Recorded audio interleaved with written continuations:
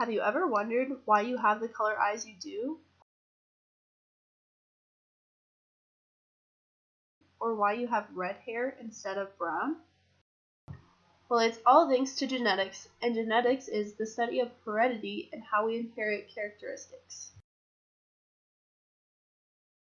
Now, what exactly is heredity?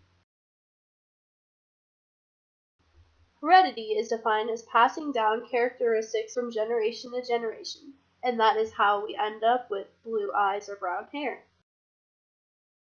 Look at this family tree for an example.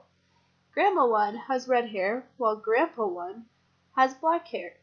That means that their son, or daughter in this case, has a 50% chance of getting the black hair gene and a 50% chance of getting the red hair gene. And in this case, they ended up getting the red hair gene. On your father's side, however, Grandma 2 has black hair and Grandpa 2 also has black hair, so the likelihood of you getting black hair is 100%. Now say mother and father have a kid, which in this case we'll say is you. What color hair are you going to have? Red or black?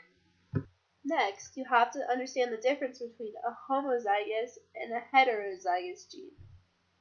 A homozygous gene is when both parents pass down the same gene to their child, and there's two different types. There's homozygous dominant and homozygous recessive. So in this example, we're going to say that black hair is the dominant gene, which you represent with an uppercase B, and red hair is going to be our recessive gene, and we're going to represent it with a lowercase b. A heterozygous gene is when each parent passes down a different gene to its child. So in our case, would be represented with a big B for black hair and a small b for red hair. So now we make a Punnett square and put your mother's information with the dominant and recessive gene on top, and then your father's two dominant genes on the side, and then you combine them to get a Punnett square that looks something like this. Now what exactly does this mean?